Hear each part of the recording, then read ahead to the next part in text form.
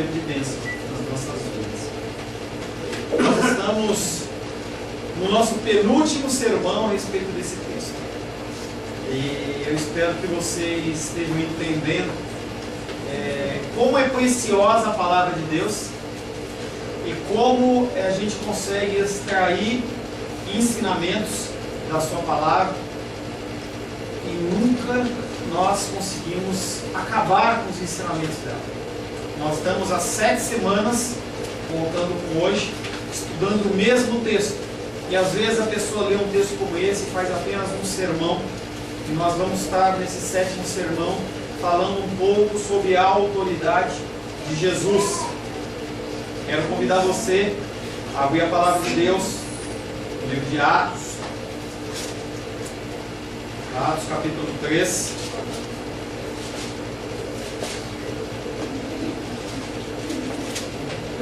Atos capítulo 3, versos de 1 a 26. Eu não ia começar antes de você chegar não, ali. Atos capítulo 3, versos de 1 a 26. Vai preparando o seu coração. Nós teremos um coeletor convidado nas próximas semanas. E logo depois nós vamos estar iniciando o estudo do livro de Colossenses. E aí nós vamos começar em Colossenses 1 e vamos até o último versículo do capítulo do livro de Colossenses. Nós vamos ver o que é que esse livro quer dizer. Aí você pode se preparar porque você vai ouvir muito tempo Colossenses. Como nós fizemos com o Abacuque, vai chegar um ponto em que a Grandinha vai olhar e falar assim: Colossenses de novo? Ou não? Vamos saber, né? Atos capítulo 3, versos de 1 a 26. Pedro e João subiam ao templo para a oração da hora nona. Era levado um homem coxo de nascença, o qual punham diariamente à porta do templo chamada Formosa, para pedir esmola aos que entravam. Vendo ele a Pedro e João, que iam entrar no templo, implorava que lhe dessem uma esmola. Pedro, fitando-o juntamente com João, disse: olha para nós. Ele os olhava atentamente, esperando receber alguma coisa. Pedro, porém, lhe disse: não possuo nem prata nem ouro, mas o que eu tenho, isso te dou. Em nome de Jesus Cristo Nazareno, anda. E tomando-o pela mão direita, o levantou, e imediatamente os seus pés e tornozelos se firmaram. De um salto se pôs em pé, passou a andar, e entrou com eles no templo, saltando e louvando a Deus. Viu todo o povo a andar e a louvar a Deus, e reconheceram ser ele mesmo o que esmolava sentado à porta formosa do templo, e se encheram de admiração e assombro por isso que lhe acontecera. Apegando-se ele a Pedro e a João, todo o povo correu atônito para junto deles no pórtico chamado de Salomão. À vista disso, Pedro se dirigiu ao povo dizendo: israelitas, por que os maravilhais disto? Por que fitais os olhos em nós, como se pelo nosso próprio poder ou piedade tivéssemos feito andar? O Deus de Abraão, de Isaque e de Jacó, o Deus de nossos pais, glorificou o seu servo Jesus, a quem vós traístes e negastes perante Pilatos, quando este havia decidido soltá-lo. Vós, porém, negastes o santo e o justo, e pediste que vos concedessem um homicida. Dessarte, matasses o autor da vida, a quem Deus ressuscitou dentre os mortos, do que nós somos testemunhas. Pela fé em o nome de Jesus, é que esse mesmo nome fortaleceu este homem, que agora vedes e reconheceis. Sim, a fé que vem por meio de Jesus deu a esse saúde perfeita na presença de todos vós. E agora, irmãos, eu sei que o fizestes por ignorância, como também as vossas autoridades. Mas Deus assim cumpriu o que dantes anunciara por boca de todos os profetas, que o seu Cristo havia de padecer. Arrependei-vos, pois, e convertei-vos, para serem cancelados os vossos pecados, a fim de que, da presença do Senhor, venham tempos de refrigério, e que Ele envie o Cristo, que já vos foi designado, Jesus, ao qual é necessário que o céu retenha até os tempos da restauração de todas as coisas, de que Deus falou por boca dos seus santos profetas, desde a antiguidade. Disse na verdade Moisés: o Senhor Deus vos suscitará dentre vossos irmãos um profeta semelhante a mim. A ele ouvireis em tudo quanto vos disser. Acontecerá que toda alma que não ouvir a esse profeta será exterminada do meio do povo. E todos os profetas, a começar com Samuel, assim como todos quantos depois falaram, também anunciaram esses dias. Vós sois os filhos dos profetas e da aliança que Deus estabeleceu com vossos pais, dizendo a Abraão: na tua descendência serão abençoadas todas as nações da terra. Tendo Deus ressuscitado o seu servo, enviou primeiramente a vós outros, para vos abençoar, no sentido de que cada um se aparte das suas perversidades. Palavra do Senhor, amém? Senhor, pela 7ª vez lemos o teu texto que continua vivo, Deus. Continua nos trazendo ensinamentos. Continua, Pai querido, sendo como uma mina de ouro, que a cada vez, Pai querido, que nós falamos novas, Paizinho querido, pepitas, Pai, surgem à tona, e nós somos edificados, e nós crescemos, Pai. A Tua Palavra, ela é soberana, a Tua Palavra, ela é suficiente. Se nós apenas, Pai querido, encerrássemos a leitura da Tua Palavra e fôssemos embora, nosso tempo já teria sido ganho, Pai, porque a Tua Palavra é que transforma, a Tua Palavra é que traz transformação, a Tua Palavra é que traz vida, Pai. Me coloco na Tua presença, Pai, como um instrumento da Tua vontade, um instrumento fraco, pecador, Pai querido, carente da Tua orientação. E peço que os meus irmãos e as minhas irmãs também recebam um recado santo do Teu altar para as suas vidas, Pai. Em nome de Jesus. Amém. Amém. Glória a Deus. Saúde.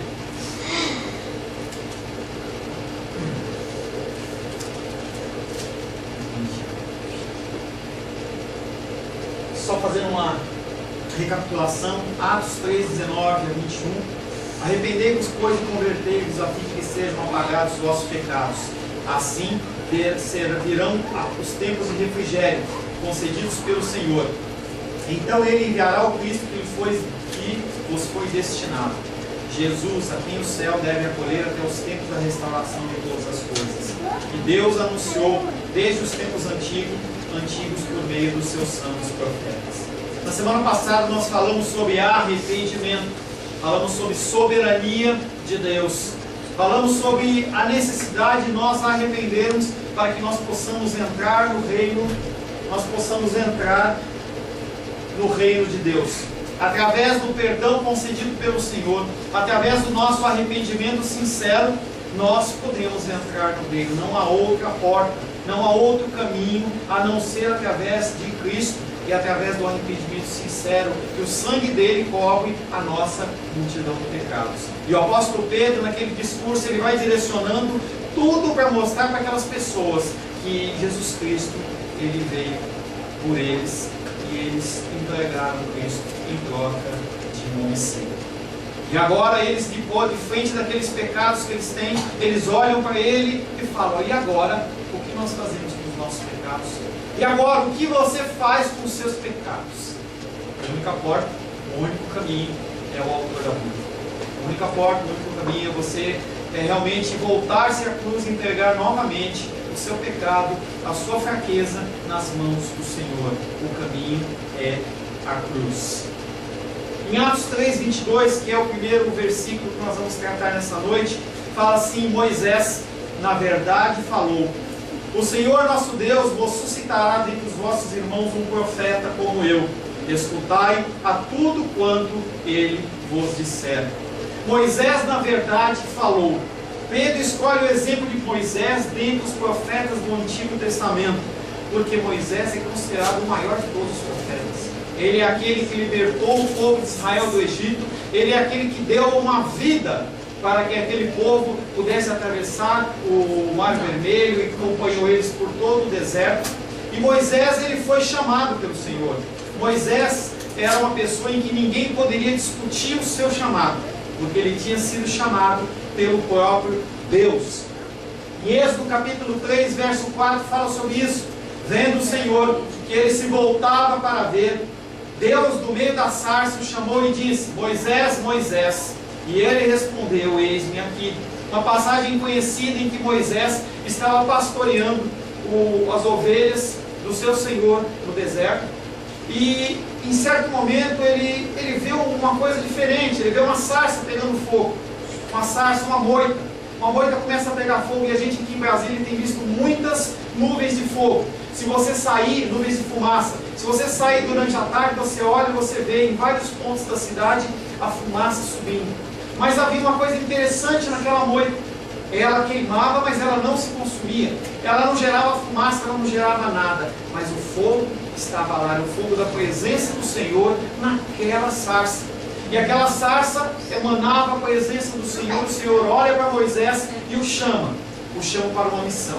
E a resposta de Moisés é: eis-me aqui. O segundo exemplo que nós temos é com Samuel.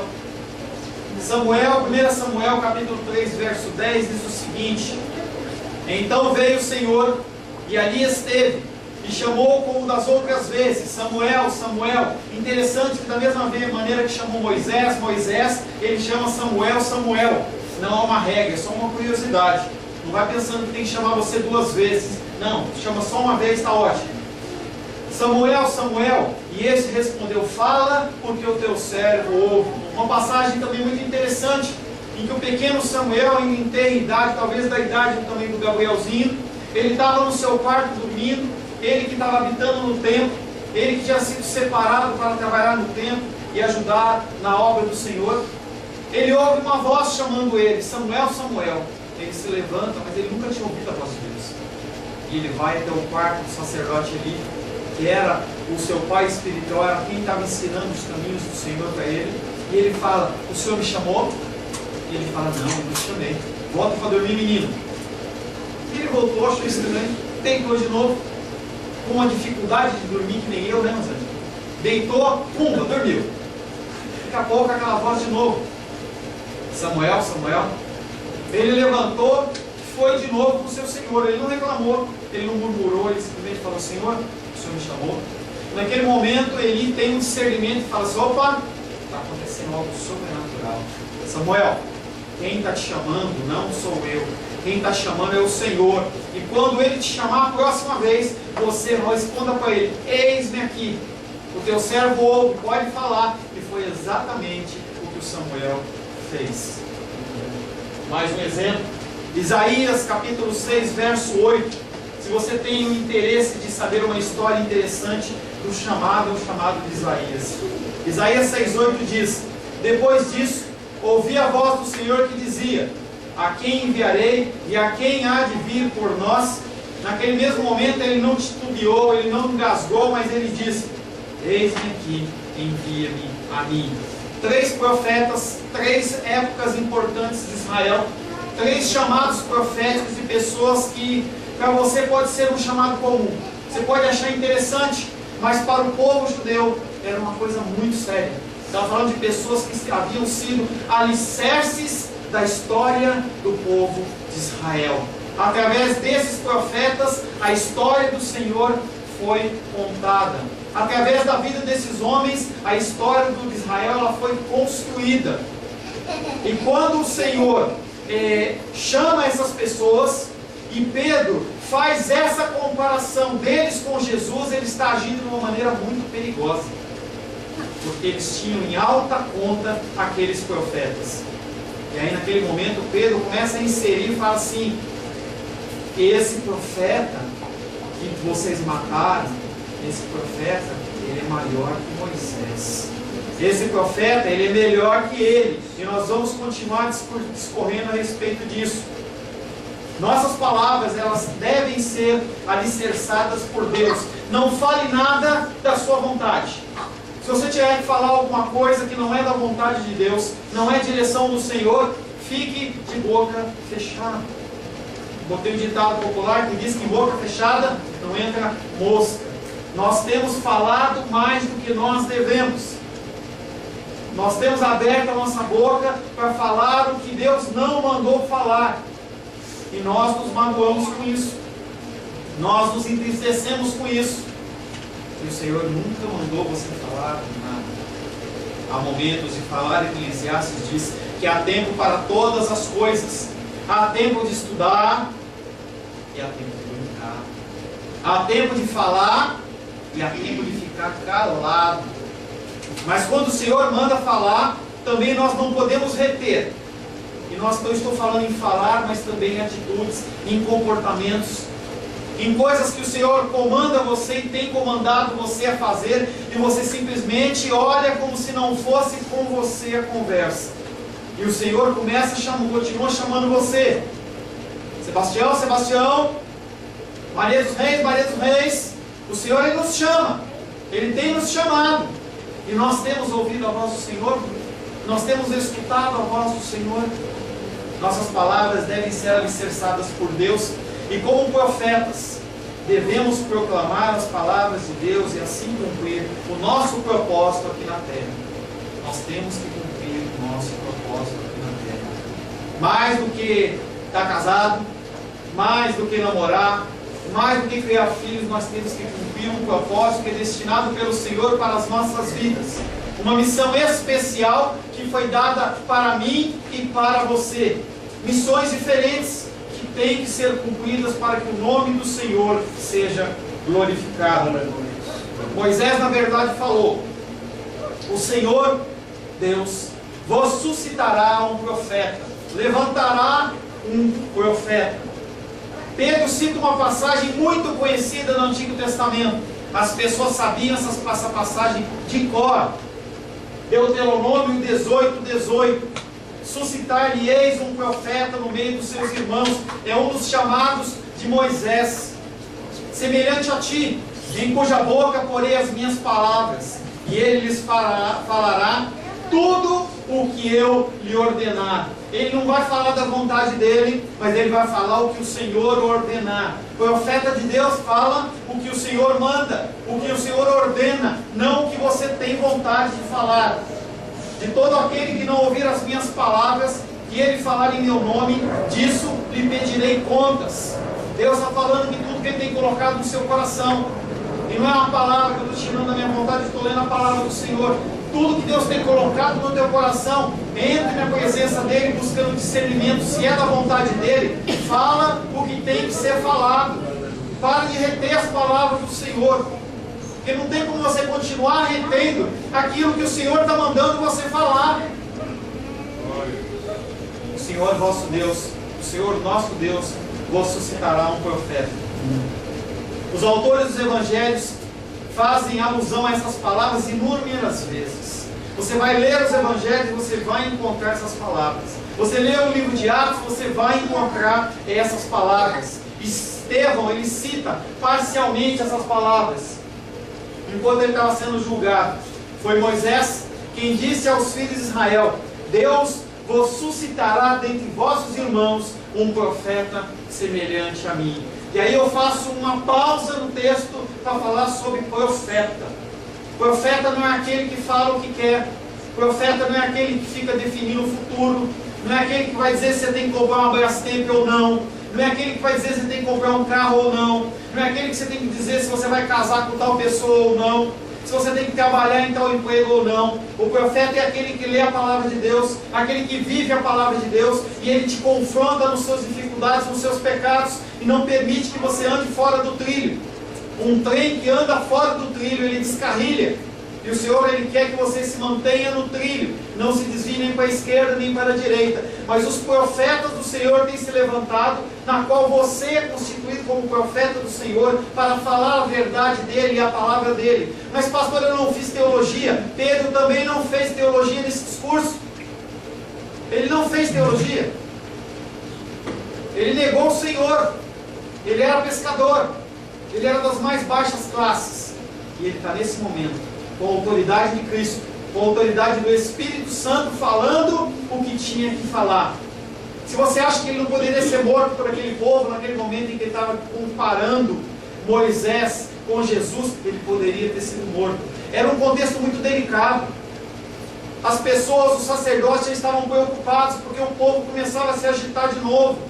Tinha havido Pentecostes, e as pessoas começavam a falar novamente deste nome. E os sacerdotes começaram a ficar preocupados.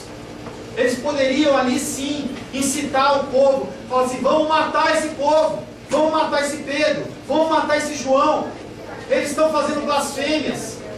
Mas em vez disso, Pedro ele se levanta e ele declara a palavra que tem que ser dita.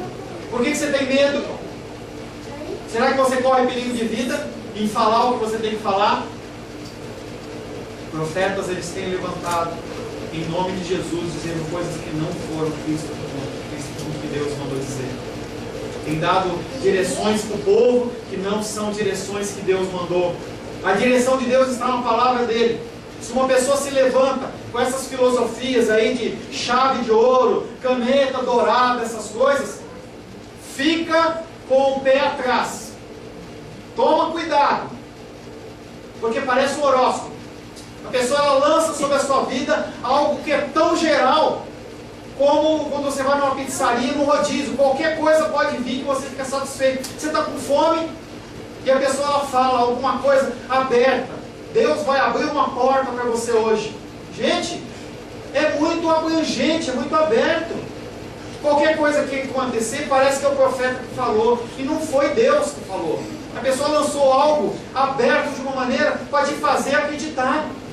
O profeta do Senhor é aquele que começa os seus ensinamentos dizendo: assim diz o Senhor, citando a palavra dele, te trazendo algum tipo de conforto, porque a palavra ela confronta, ela também conforta, ela também exorta. Essas são as funções da palavra.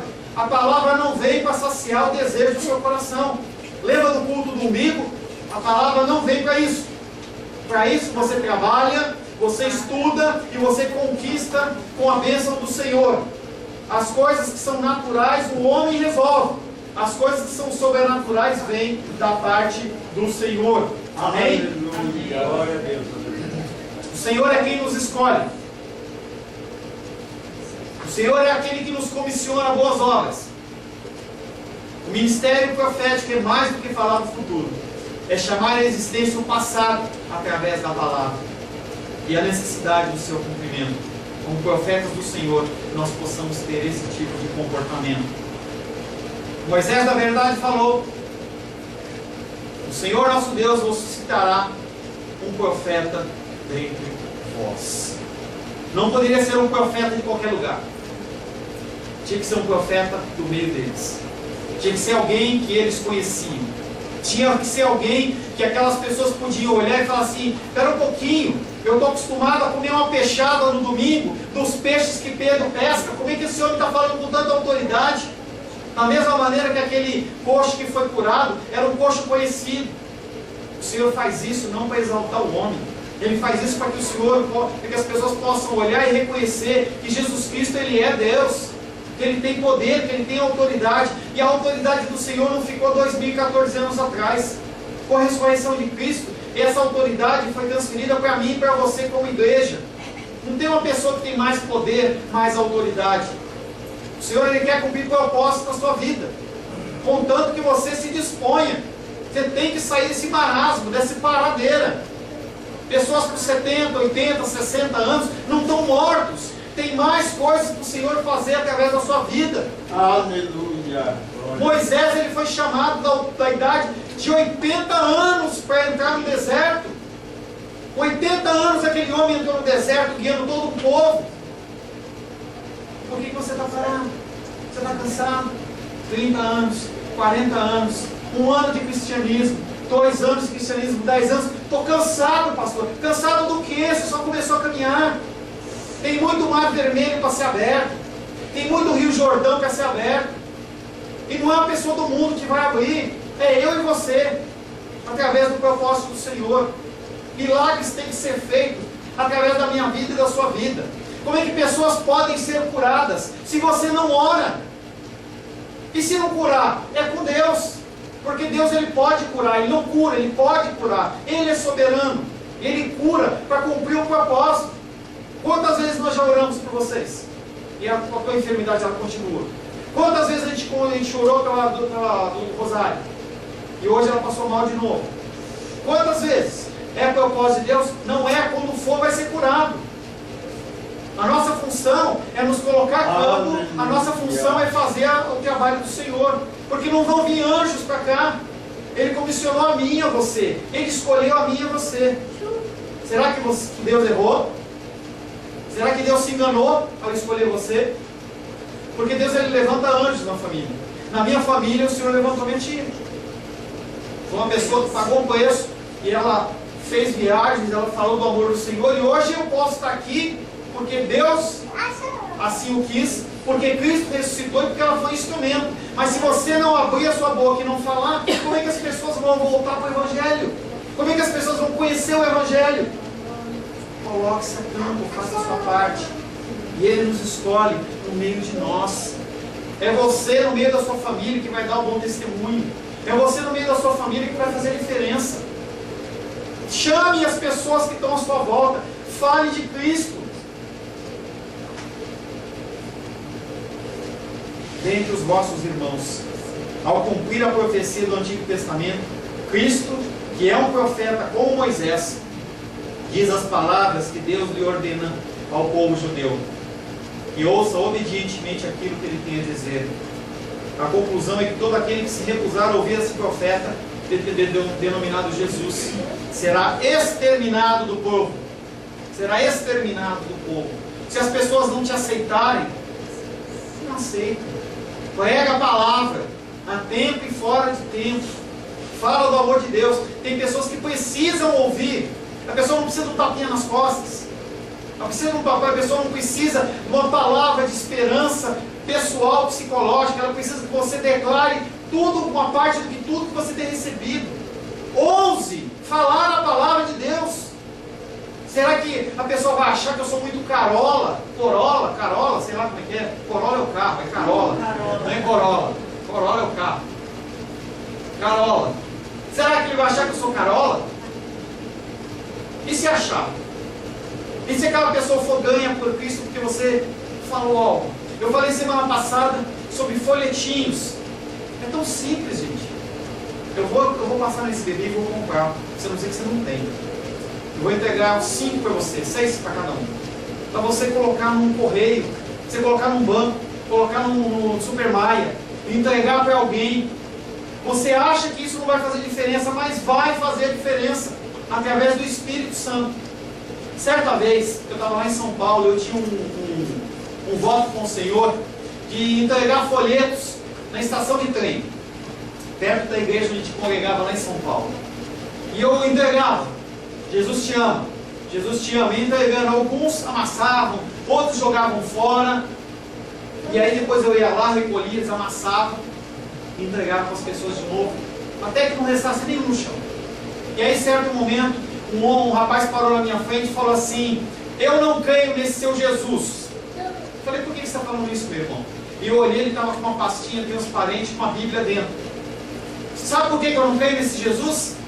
Porque um irmão como você falou que Jesus me amava e que me ia ensinar a Bíblia. E ele marcou comigo hoje. Eu estou 1 hora esperando e ele não apareceu. Só que eu não vou perder o tempo que eu estou aqui não, meu irmão. Está vendo aquele homem? Ele me apontou um homem lá. Eu moro aqui na Lapa e aquele homem, quando eu estou bêbado, ele vai lá e tripudia de mim, ele me judia. Então hoje eu vou matar esse homem. É hoje que eu vou aproveitar. Já que Jesus diz que me ama, mas o servo dele não cuida de mim, não me quis cuidar, eu vou matar aquele homem lá.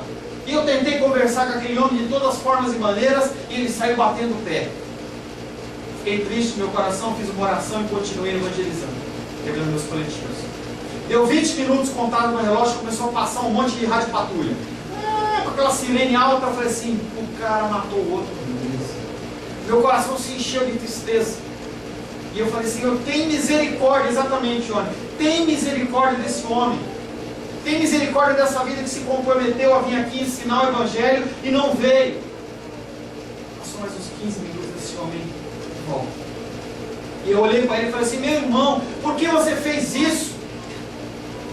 Ele olhou para mim e falou assim: eu não fiz isso. Por que você não fez isso, irmão? Porque antes de eu fazer qualquer coisa, eu parei ali na esquina e eu peguei aquele folhetinho que você me deu e eu li ele. E eu resolvi dar uma nova chance para Cristo. E aí aquele homem começou a conversar comigo, eu falei um pouquinho do Evangelho com ele. E aí ele falou assim: agora eu tenho que ir embora.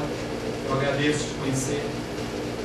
E ele foi pegar o trem, era pertinho, tudo aqui no portão. E aí daqui a pouco, eu olhei assim, o irmão, Eu corri lá, falei assim, irmão, que eu posso? Ele já estava na catraca, o bem estava chegando. Ele falou assim, marca aqui na minha Bíblia, porque eu quero ler esse texto aqui, eu não quero ler só esse versículo, não. Poder do Senhor. E se a gente não faz essas coisas? Quantas oportunidades como essa você tem tido? Falar do amor do Senhor e você não tem utilizado. Cristo é como Moisés? Cristo é como Moisés? Moisés diz que Deus suscitará um profeta semelhante a ele. Vai levantar alguém parecido com ele. E os judeus consideravam ele, Moisés, o maior profeta de todos. Aquele homem que depois de Abraão era aquele que tinha guiado o povo. Era um verdadeiro profeta. Números 12, 8, parte A do versículo diz: boca a boca eu falo com ele, claramente não por enigmas. Numa passagem em que Miriam se levanta com o seu irmão contra Moisés, e aí Deus chama os três e fala assim: olha, vocês estão enganados, eu posso dar visão para você, Miriam, eu posso dar uma visão para você, Arão, mas com Moisés eu não falo através de enigmas, eu falo face a face, cara a cara. Não existe ocorrência como essa no Antigo Testamento. Deuteronômio, capítulo 34, versos de 10 a 12. Nunca mais se levantou em Israel profeta algum como Moisés, em quem o Senhor houvesse tratado face a face, no tocante a todos os sinais e maravilhas, que por mando do Senhor fez na terra do Egito a Faraó, e a todos os seus oficiais em toda a sua terra, e no tocante a todas as obras da sua poderosa mão, e aos grandes e terríveis feitos que operou Moisés, à vista de todo Israel. Aleluia. Moisés é maior que Cristo. Cristo é igual a Moisés. Hebreus 3, 5 a 6 diz: e Moisés era fiel em toda a casa de Deus, como servo. Ele fez o que era bom aos olhos do Senhor, mas ele era apenas um servo. Ele era apenas um empregado. Ele era apenas uma pessoa que obedecia. Cristo diferente, ele era como um filho.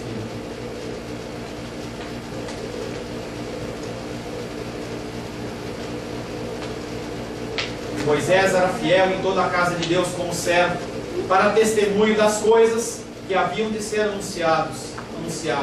Cristo, porém, como filho em sua casa, a qual casa somos nós, eu e você, somos a habitação desse Deus, se guardarmos firme até o fim a ousadia e a exultação da esperança. Moisés, ele instituiu a primeira aliança. Através de Moisés ele foi aquele que instituiu a primeira aliança com o Senhor. A partir de Moisés, o povo pôde caminhar com a coluna de fogo à noite e a coluna de nuvem para proteger aquele povo durante o dia. Aquele sol, mais de 40, talvez 50, 60 graus, aquela nuvem protegendo aquele povo. Moisés instituiu a primeira aliança. Mas essa aliança, ela se tornou obsoleta. Ela se tornou desatualizada. É como um Windows XP, é um Windows velho, você tem que atualizar o seu Windows. Essa aliança, ela tinha que ser atualizada. Em Hebreus 8,13 diz sobre essa nova aliança. Quando ele diz nova, torna antiquada a primeira. Ora, aquilo que se torna antiquado e envelhecido está prestes a desaparecer.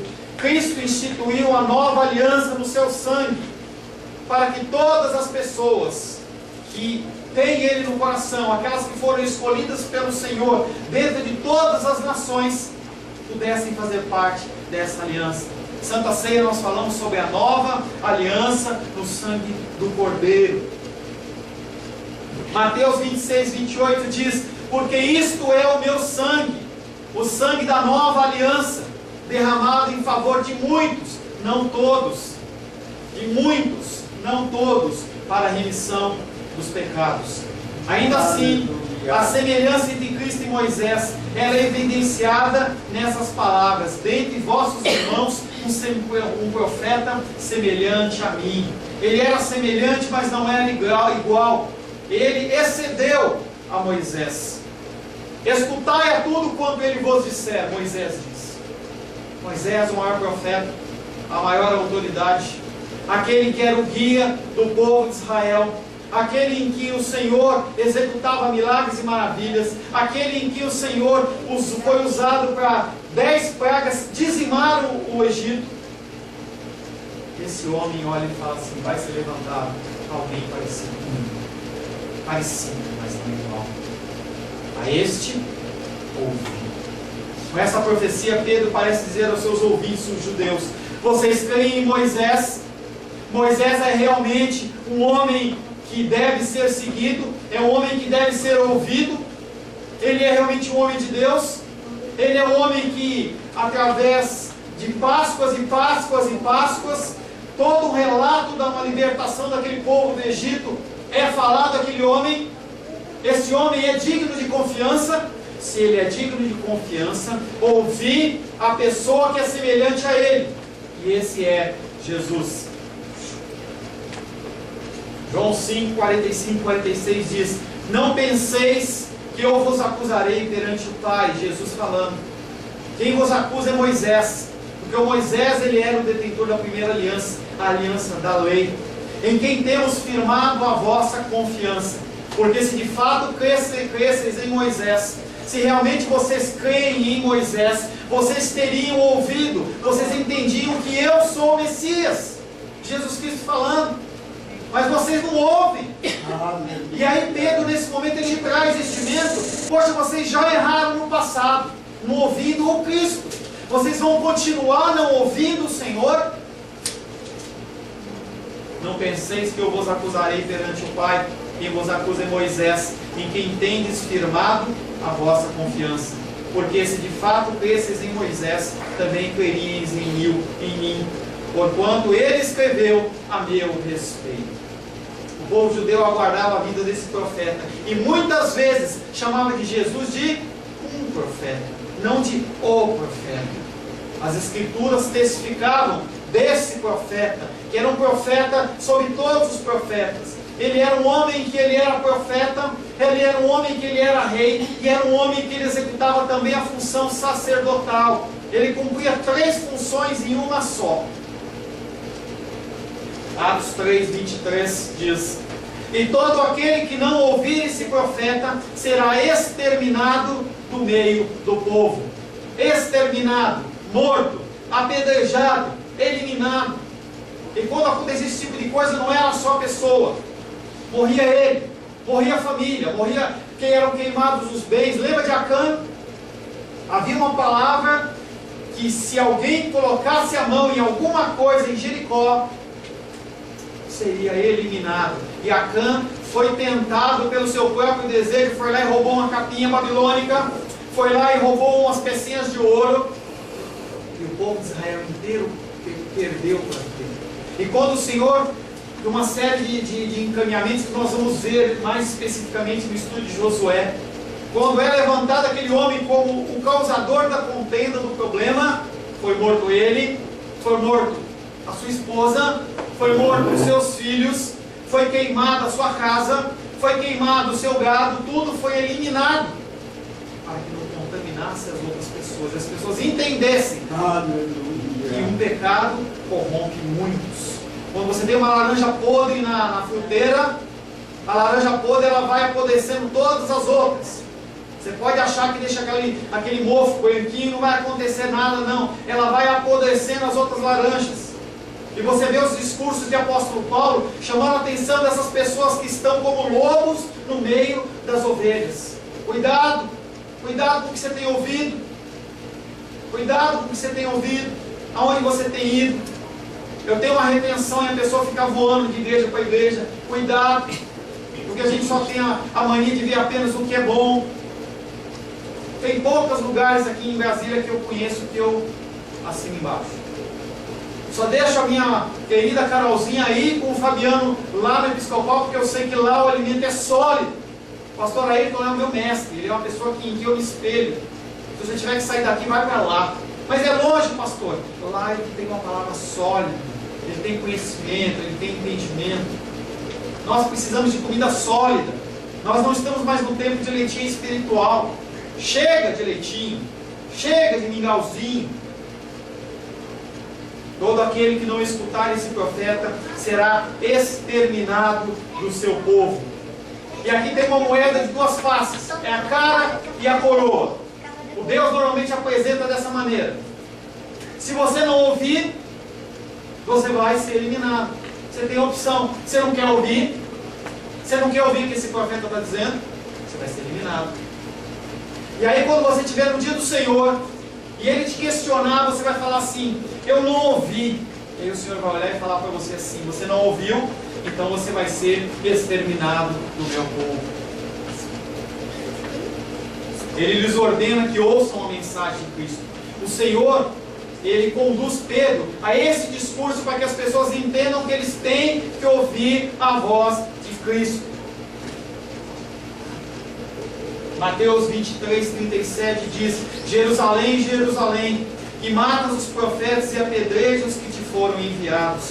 Quantas vezes eu quis reunir os teus filhos, como a galinha junta os seus pintinhos debaixo das suas asas, e vós não o quisestes. Quantas vezes você tem ouvido a palavra de Deus te chamar a atenção e você continua afastado? Você continua evitando. Você continua sem se posicionar.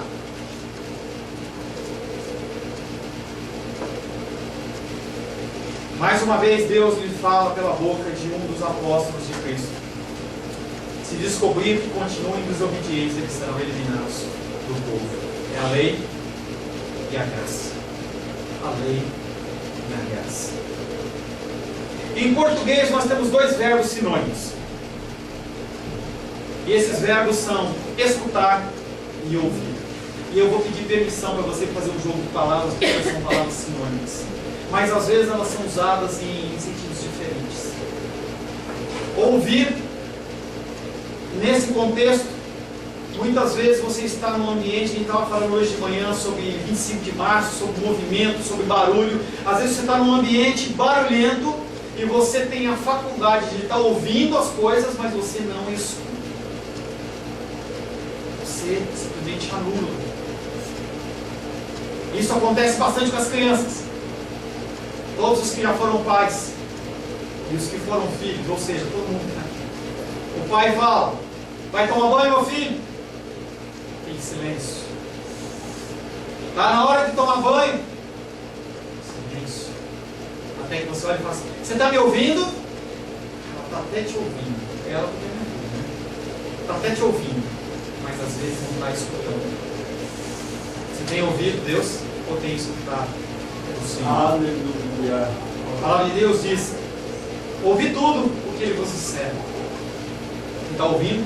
Você está escutando? Será que você está sentado na igreja por 1 ano, 5 anos, 10 anos, 20, 30 anos e você está apenas escutando a voz do Senhor? É lindo, é maravilhoso. Você se emociona com os louvores. Quando eu chamo o irmão Cláudio, aquele canta o hino, as pessoas se emocionam. Mas você tem escutado o que ele canta, o que tem sido falado? Ou você simplesmente usa esse tempo como um tempo de emoção? Mateus 17:5 diz: este é o meu filho amado, em quem tenho prazer, a ele ouvir. Essa passagem é muito interessante, gente. É uma passagem em que Jesus ele fala para Pedro, Tiago e João, fala assim: vem comigo. E ele sobe um monte. E ali o Senhor executa algo sobrenatural. E ele torna o corpo dele, que era corruptível, em algo incorruptível. Ele se transfigura, como na figura de Apocalipse. Olhos como de fogo, cabelos brancos como a neve, vestes alvas. E aí aparecem os dois profetas. E eles olham ali, e Pedrão, esse que é aquele que é arrojado, aquele que sai fazendo qualquer coisa, ele erra às vezes, mas ele está sempre se atirando. Ele olha para o Senhor, olha para aquela reunião e fala assim: eu acho bom a gente fazer uma tenda. Eu acho bom a gente armar uma barraca para a gente dormir aqui. O que o senhor acha? O Senhor deve lá do céu, deve ter batido a mão na testa e falou assim: Pedro, ouvi o meu filho, ouve ele. Fecha sua boca, ouve. Não escuta só, ouve. Ouve esse filho amado em quem eu tenho prazer. Essa passagem, Mateus 17,5, faz referência ao batismo, mas esse texto também pode fazer referência, se você lembrar do texto da transfiguração. Quem que é Cristo para você? Ele é só um crucifixo? É só um santo que está grudado na parede? Porque a gente gosta de falar isso. A gente olha para as pessoas que são católicas e tem muito mais católico que vai no céu, para o céu, do que evangélico. Que é isso, pastor? Tem muito mais católico vivendo como um cristão verdadeiro do que com os cristãos que eles estão fazendo por aí. Coisas horríveis. Pessoas sem escrúpulos. Nada. E aí você olha e fala assim, não, ele tem um crucifixo na parede. Às vezes ele vai para o céu com o crucifixo dele e você vai para o inferno. Porque só vai para o céu, só vai ficar com o Senhor aqueles que ouvem o Senhor e põem as palavras dele em prática. Quem que é Cristo para você? Se Ele é Senhor e Salvador, por que você só escuta Ele e não ouve? Por que você só tem ouvido, escutado Ele? Jesus Cristo, Ele quer que você o ouça nesse contexto que nós estamos falando. Que você ouça Ele como uma palavra de verdade. Entenda que você tem que fazer aquilo que Ele ordena e aquilo que Ele comanda. Amém, queridos? Feche seus olhos.